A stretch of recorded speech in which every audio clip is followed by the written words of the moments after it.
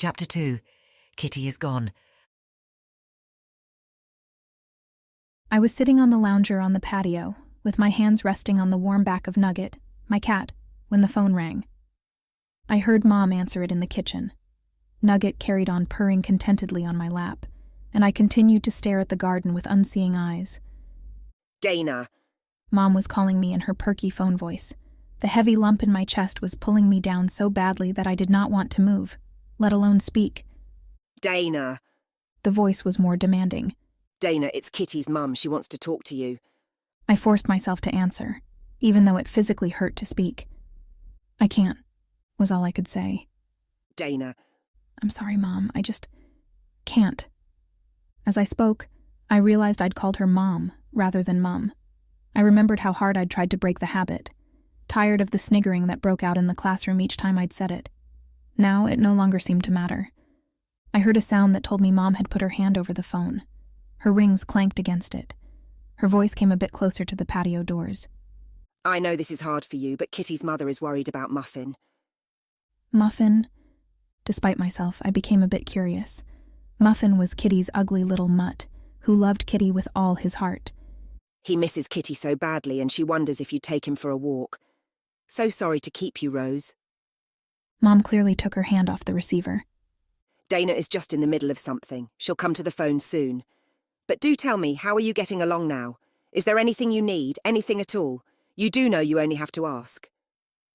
Mom kept on chatting in a compassionate voice, and I still sat there, unable to move. There was an aching hole in my heart. I'm putting you on hold for a moment, Rose. The next words would be for me. Kitty's mum says if you don't want to see anyone, you don't have to. They'll put Muffin out in the garden for you. Do you think you can do it now? I don't know, Mom. I know this is hard for you, dear, but think about Kitty's mum and Muffin. The memory of Muffin's joyful squirms whenever he saw Kitty finally dragged me out of my misery. I was not the only one grieving. Okay, I gave in. In about an hour? She'll be over in about an hour, Mom announced. And do take care of one another now, Rose, won't you? Whenever you want to talk, just give me a call. Anytime at all. It was still morning when I left, and the sun hadn't yet dried the grass. The spider webs were decorated with dewdrops, and the light of the sun glistened on them, as if someone had draped diamond necklaces everywhere. Mist was moving slowly in golden swirls in the shadier parts, and little birds were announcing their presence loudly, while they flew and hopped about. They were everywhere, busy finding food for their young. It was a golden day, and life was making itself known. The kind of day that I'd have reveled in once. I walked along the familiar back road deep in my thoughts. Fresh hoofprints told me our neighboring farmer had already been riding here this morning. The big round hooves had pushed deep half circles in the soft verge. His Welsh cob, Cariad, was the kindest horse you could imagine.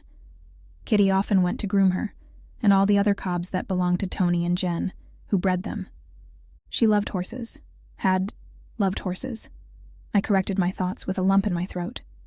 Muffin's ugly little goblin face greeted me at the gate of Kitty's house. He was so happy to see me, he squirmed as if he was going to wriggle out of his skin, and his little stump of a tail wagged so fast it was a blur. I took his leash that they'd left hanging from the gatepost for me, bent over the low gate to attach it to his collar, receiving several wet dog kisses while doing so, and then opened the gate for him. He jumped against my legs and whined until I lifted him up, and then he concentrated on washing my face thoroughly. I have to say his pure joy made me feel slightly better. I put Muffin down, and he scooted forward, yanking the leash with such force I almost fell. He was really strong, despite his small size. I started running too, not wanting to stay by the garden gate, in case someone from Kitty's family surprised me. Muffin seemed to know exactly where he was going, and I realized pretty quickly where it was and why. He was going to our secret place to see if Kitty was there. Perhaps it was no bad thing that I couldn't explain to the little guy that Kitty was gone forever. He'd have to figure that out himself, and maybe it would be less painful for him that way. For a moment, I sort of wished I was a dog or a cat, but then I realized that it was no easier for them, either, just different. I heard a car approaching from behind, and moved closer to the edge of the road. It took me all my willpower to force myself not to jump frantically onto the verge, and I started to tremble. The driver hit the brakes, and the sound of the car sliding on the road was too much for my nerves. I screamed and crouched, covering my head with my arms, waiting for the impact. You thought I'd run you over? I heard a familiar voice ask. In a second, the fear was gone, and I jumped up to see Grandma's huge smile. "Grandma!" She was still smiling, as she stepped out of her spiffy red sports car. Come and have a hug. I flew into her outstretched arms. I never really hugged my mom, but I loved hugging Grandma. Maybe it was because she loved hugging me. Mom was more reserved. I knew she loved me, but she had never been much of a hugger. If she had to hug, it was one of those awkward, one-armed hugs, and she even patted my back just like men always do. I was sure it was embarrassing to look at, so I let Mom off the hook and did not hug her in public. No such problems with Grandma. I squeezed her with all my strength, and she did the same back. She had really developed hugging into an art form. Despite her small frame, she grabbed you like a bear and laughed with joy as she hugged, making you feel like you were the only important person for her at that moment. And to be honest, that was probably the case. She hugged you as if she was not sure if she would ever see you again. Suddenly, I felt a surge of happiness. Surely things would be better now that Grandma was here. And how are you now? She asked me, pushing me to arm's length and looking me in the eye. She knew, of course, but she didn't pity me. I could see that. She was simply asking a question, knowing what had happened. She knew exactly how to interact with me. I hated all that mushy pity talk that was going down. I'm okay, more or less, I shrugged. Well, it gets easier with time. But were you on your way somewhere nice? I was going to our special place. Or in fact, it seems Muffin is headed there. We called it our den. Would you like to come along? Having someone with me suddenly felt like a good thing. Of course. Grandma left the car where it was. No one ever drove along that road, really, and it wouldn't have done the neat little car suspension any good to go off-road. And we jumped over the ditch onto the path that encircled the hayfield. Grandma always wore jeans and trainers and never acted her age. How should I know how to act my age? I've never been this age before. She was the wild child of the family. How or when this had happened, I never really knew. Her early life, as far as I could tell, had been quite staid and rural, in a farming community. But at some point she had kicked back and become the glamorous and rather intriguing figure that I knew. She was sure fun to be around. Our trainers and jeans got all wet from the still dewy grass that brushed against us, as we followed the little footpath around the turn, towards the forest, across the meadow. It entered the forest through some old oaks, and led, curving gently among the trees, to our secret place, mine and Kitty's. It was Kitty who had originally found it, a little abandoned hut, big enough for 2 people to take shelter in. It stood at the edge of what had originally been a cultivated field that was now almost overgrown with small trees, and we had concluded the hut had been meant for agricultural tools. Its roof was still whole, and someone had taken the trouble to cover it with felt. It was overgrown with moss now, but still waterproof. It even had a little gas stove. We had brought 2 old plastic garden chairs to the hut, and a little table from our garden shed, the kind you see all around the world, in cafeterias and on beaches. My mother was a bit of a pack rat, and never wanted to throw away anything that wasn't broken. And these chairs, and the table, must have been from the early days of my parents' marriage, gone into storage when they traveled around, and then brought back into service when we came to live here. The white plastic had darkened into a dirty gray that no cleaning could remove. My parents never noticed they were missing. Not that I had ever expected them to. Dad always tried to chuck old stuff out without my mother noticing, and was quite successful at it too, being careful to throw only those things away that had not met her eye for a while. If he had noticed the furniture gone, he'd never have said a word anyway. There, in our shed, we had sat and talked and laughed, watching the forest change from season to season through the open door. We had tamed some curious squirrels, and they frequently came to see if we had brought any nuts for them. I thought about them now, and wondered how they were doing. They probably missed us. We must have seemed to have disappeared from their lives quite suddenly. So this is where you and Kitty used to hang out? I nodded, lifted the latch, and pulled the door open.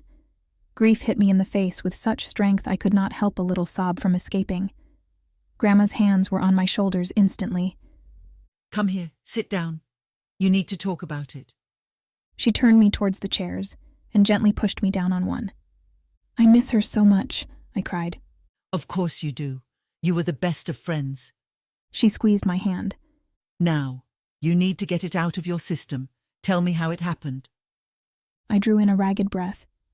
We were walking by the road and that drunk driver just hit her. There was this noise and she bled so much. She hit her head, you see. I tried to describe my painful memories for her, even though I did not want to. It was agonizing, but as they came out, forced out bit by incoherent bit, I could feel a strange kind of release.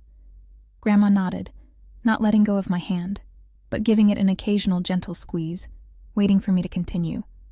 She didn't die immediately. She clung to life for a week. That's how they described it, clinging to life, in and out of consciousness. Then she slipped into a coma and died. It was for the best, they said. The doctors. The huge brain contusion meant she would never have been normal again, had she survived. Not the Kitty we knew and loved. That is probably true. Grandma said softly. It doesn't make it easier, though. Tears rolled down my cheeks.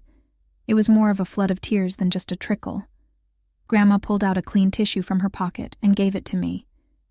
You know, they told me that when she was still half-conscious, she talked to invisible beings, like she saw someone who wasn't there. I wiped my tears away, tasting their salt on my lips.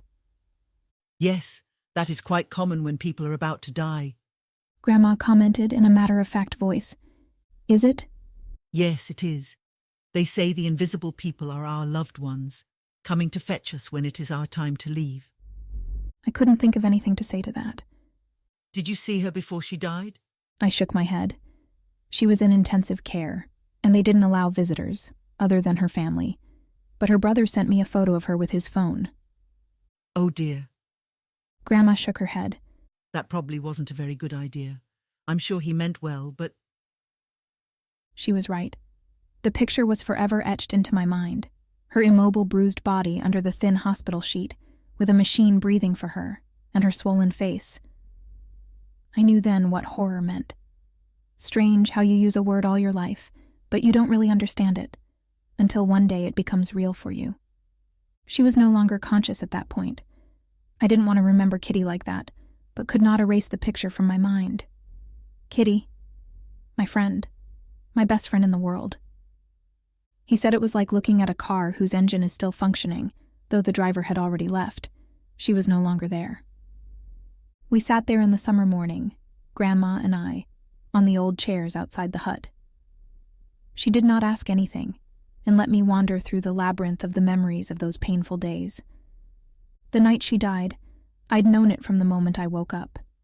I had seen her in my dream, with a winged creature that could only have been an angel. The wings had been odd, though. Not white, not feathery, but like a halo of blue around the angel's body. They were in deep conversation with each other, and walking away from me. My throat had constricted the way it does when you lose something, or someone, you love in a dream, and you can't call out. Kitty had given the winged creature an object, which looked like a book. The angel had been male, with light-colored hair, and strangely, dressed in jeans and a t-shirt, instead of the kind of flowing robes you'd expect an angel to wear, and he'd looked at me over his shoulder while he led Kitty away. I could still remember his bright blue eyes piercing the distance, and I had felt an odd burning sensation in my chest and back, and felt very much awake. And when the phone rang in the middle of the night, while I lay on my bed, with my eyes staring into the darkness, I already knew. The drunk driver who had killed Kitty would be brought to trial in the future, and undoubtedly be convicted, but nothing would ever bring Kitty back. Suddenly rage hit me. In my mind, I saw the scared woman stumbling out of her car to almost collapse into the road because she was so drunk. I screamed out loud and slammed the table with my fist. I wanted to face her. I wanted to hit her. I wanted to kill her. Muffin backed away from me, whining. I forced myself to stop so I wouldn't scare him. Sorry. My voice shook. Muffin stood for a while, observing me with his head tilted to one side, and then came back up to me with his rear end wriggling madly back and forth, as though he should apologize. Not me. I leaned down to pat him, and he licked the salty tears from my cheeks. Nothing to apologize for. Grandma said. If you weren't angry at the driver, I would be worried. Now, do you have a mug here? A mug? Yes, 2. Inside? Good. Grandma rose and I noticed she had a bag in her hands. Not a handbag, she never carried those, but a worn backpack. She went inside the hut, and I heard her put the kettle on our small gas stove. After a while, she came back with 2 mugs of steaming instant coffee, placed these on the small table, and then returned to fetch a cake she had brought from the village store. Food helps when you're sad. An age-old fact. All grandmothers know it, she declared. She broke off a big piece of the cake and placed it determinedly on a tissue on the table in front of me.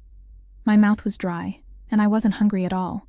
But if Grandma had gone to all this trouble, then I would eat her cake. That's better. Low blood sugar makes it worse. She was right. Forcing myself to eat did help, even though I didn't want to admit it.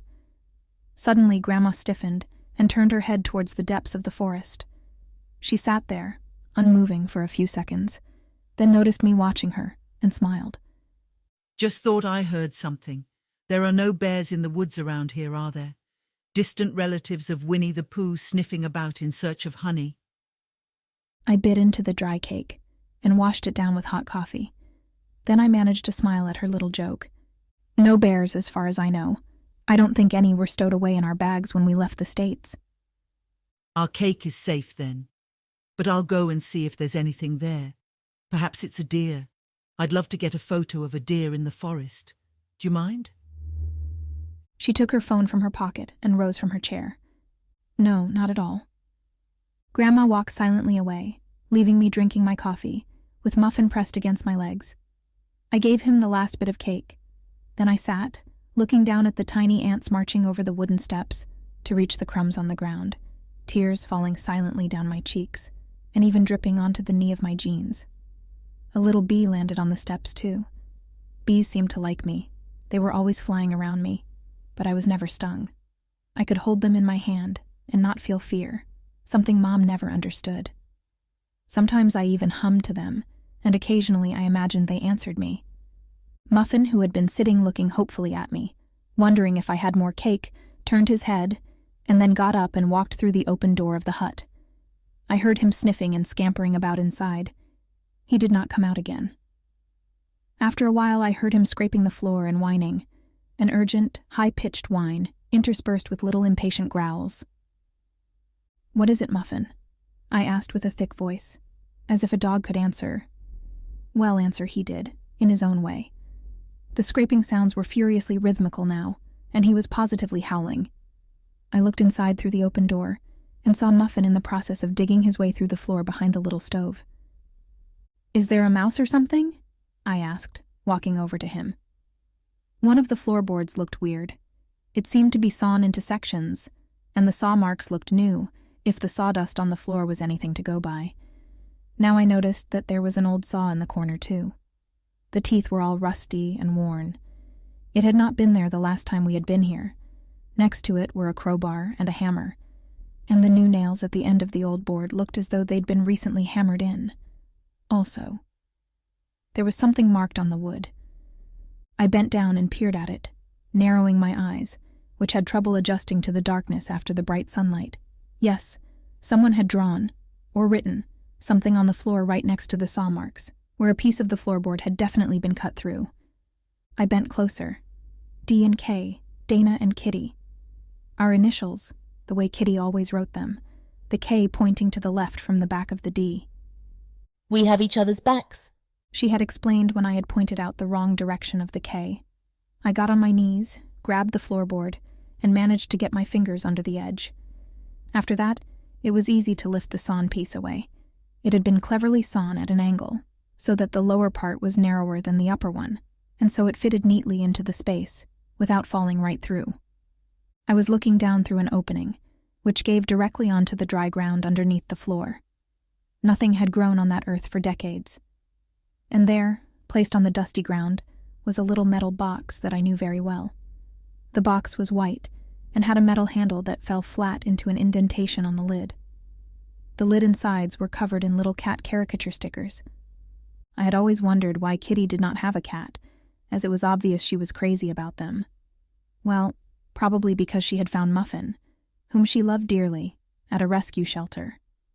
Muffin was small, and his best friend wouldn't have called him good-looking, with his impressive underbite that would probably have earned him an honorable mention in the world's ugliest dog competition. Muffin also hated cats with the same enthusiasm he loved Kitty. I knew I was looking down at Kitty's little strong box, where she always hid her secrets from her nosy siblings. She carried the key to the box whenever she left home. The last time I'd seen it, it had been on her desk, the evening before she was hit by the car. And now it was here. She must have brought it the evening before the accident, after I had left her house. Perhaps because of this, she had slept late and was half asleep when I had come to ask her out. Maybe that was why she had not paid attention on the road. No, I shook my head, though there was no one to see the gesture. It had not been Kitty's fault. It was that damned drunk driver's fault, may she rot in hell. But why ever had Kitty come here late in the evening with her precious box? Still on my knees, I put my hand through the opening almost up to my shoulder, managed to grasp the handle, and lifted the box up onto the floor. Muffin was whining and running around me, sniffing the box. The key was attached to the handle with a wide red silk ribbon with embroidered pink roses. I remembered that one too. It had decorated the waist of Kitty's old porcelain doll, the one that sat permanently on top of her bookshelf, out of reach of Ella, Kitty's little sister, who was still too young to handle such precious things. Kitty had inherited the doll from her grandmother. It was a real antique, not one of those retro dolls advertised in magazines. I opened the white box, and an envelope looked back at me. Literally. Kitty had drawn 2 eyes on the envelope, looking directly at me. The eyes were smiling. She had always been good at drawing, and the smiling expression had been created with skill, lifting the lower lid slightly. The eyes looked eerily real. They looked familiar, too. Even the little mole on the temple, beside her right eye, was carefully drawn. Kitty must have looked into the mirror and drawn her own eyes. Underneath the eyes, something was written in Kitty's bold handwriting. I recognized the long curving loops and strong rhythmical style of it. Kitty's handwriting was like something from another age, and flowed with beauty, grace, and character. Nothing like my scribbling teachers sometimes commented they had trouble reading my handwriting. No wonder. When I wrote, I always felt as if I was in a hurry to finish the sentence. Probably because I typed extraordinarily fast, and writing with a pen was too slow a method to write down my thoughts. They always ran with such speed my handwriting simply could not keep up with them. To Dana, to be opened after I am dead, the envelope said. Muffin glanced through the open door. I thought I heard Grandma returning, and without thinking slid the envelope under the waist of my jeans, pulling my shirt over it. Then I replaced the box under the floorboards, got up and kicked the board back in place, just in time before she appeared in the doorway. Maybe we should be heading home. What do you think? Grandma asked. Yes, I think so too. Let's drop Muffin off at his house first, though. We put the coffee mugs back on the windowsill, closed the door, and began to walk back to the car, with my arm linked through Grandma's, and Muffin leading the way.